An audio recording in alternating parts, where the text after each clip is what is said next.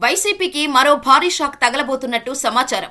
Senior నేత, మాజీ మంత్రి, జగన్ కి ఆప్తుడిగా చెప్పే బాలినేని శ్రీనివాస్ రెడ్డి ఆ పార్టీకి గుడ్ బై చెప్పబోతున్నట్టు సమాచారం. ఈ సమాచారంతో తాజాగా పార్టీ అధినేత జగన్ బాలినేనిని పిలిపించుకొని మాట్లాడారు. చర్చలు అసంపూర్తిగా ముగిసినట్టు తెలిసింది. వైసీపీకి రాజీనామా చేసే ఆలోచనలో బాలినేని ఉన్నట్టు ఆయన సన్నిహిత వర్గాల ద్వారా తెలిసింది. నేడో రేపో పార్టీకి బాలినేని రాజీనామా చేసే అవకాశం ఉందంటున్నారు. జగన్ కు బాలినేని శ్రీనివాస్ బంధువు కూడా. వైసీపీ రాజ్యసభ సభ్యుడు వైవి సుబ్బారెడ్డికి స్వయంగా బావ కూడా అవుతారు. 2012లో కాంగ్రెస్ ప్రభుత్వంలో మంత్రి పదవికి, పార్టీకి రాజీనామా చేసి జగన్ కు మద్దతుగా వైసీపీలో చేరారు బాలినేని. ఆ తర్వాత ఒంగోలు నుంచి ఉప ఎన్నికల్లో వైసీపీ టికెట్పై పోటీ చేసి గెలిచారు.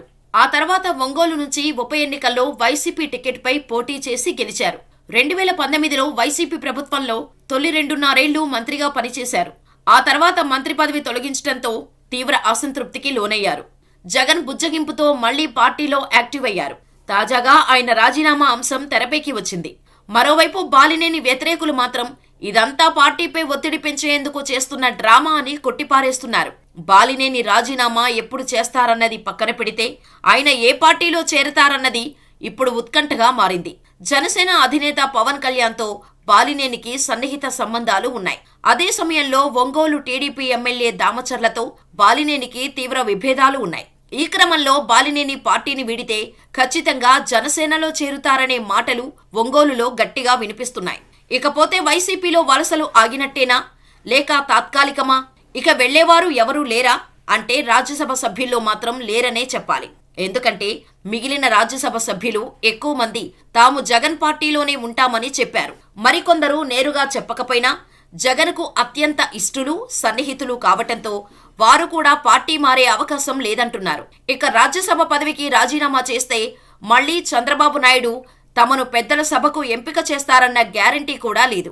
దీంతో ఇక దాదాపుగా వలసలు ఆగిపోయినట్టేనని పార్టీ నేతలు అభిప్రాయపడుతున్నారు. కానీ ఎమ్మెల్సీలు మాత్రం పార్టీని వీడే అవకాశాలు ఉన్నాయి. వైసీపీకి రాజ్యసభ సభ్యులు మొత్తం 11 మంది ఉన్నారు. వీరిలో మోపిదేవి వెంకటరమణ, బీద మస్తాన్ యాదవ్లు పార్టీని వీడి వెళ్లారు.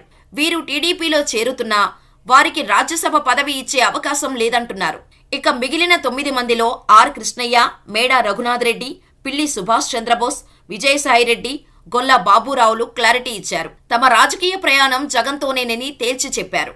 అంటే 6 రాజ్యసభ సభ్యులు ఈ విషయాన్ని చెప్పారు. ఇక మిగిలిన 2 సభ్యుల్లో వైవి సుబ్బారెడ్డి పార్టీ మారే అవకాశమే లేదు. మరొక సభ్యుడు పరిమళ నత్యాని కూడా రాజీనామా చేయకపోవచ్చు.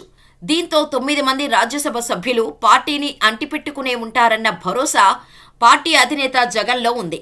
మరోవైపు ఎమ్మెల్సీల విషయంలో ఈ గ్యారంటీ లేదు. ఎందుకంటే ఇప్పటికే 3 ఎమ్మెల్సీలు పార్టీని వదిలిపెట్టి వెళ్లారు. మిగిలిన వారు వెళ్లరన్న గ్యారంటీ లేదు. ఎందుకంటే వైఎస్ జగన్ ఎమ్మెల్సీ పదవులు పార్టీ పట్ల అంకితభావం, నిబద్ధత లేని వారికి ఇచ్చారని పార్టీ వర్గాలే అంగీకరిస్తున్నాయి. టీడీపీ అధినేత చంద్రబాబు కేవలం ఎమ్మెల్సీలు, రాజ్యసభ సభ్యుల మీదనే ఫోకస్ పెట్టారు. ఎందుకంటే ఏ పదవి ఖాళీ అయినా అది తమ కూటమి ఖాతాలోనే పడుతుంది. ఎమ్మెల్యేలు వైసీపీకి 11 మంది ఉన్నా వారి జోలికి వెళ్లదలుచుకోలేదు. దీనికి కారణం కూడా లేకపోలేదు.